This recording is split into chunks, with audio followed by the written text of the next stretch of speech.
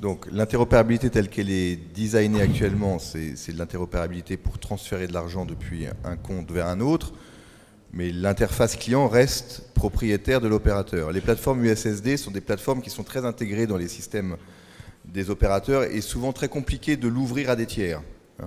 Les rares pays où ça se fait, c'est que les opérateurs ont sous-traité la gestion de la plateforme USSD à des opérateurs tiers qui les partagent entre plusieurs acteurs. De nos discussions que nous avons avec un certain nombre d'opérateurs télécoms, c'est compliqué pour eux de le faire, techniquement.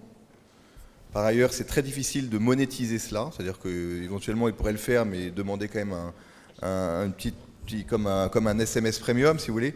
L'USSD premium est très très compliqué à mettre en œuvre.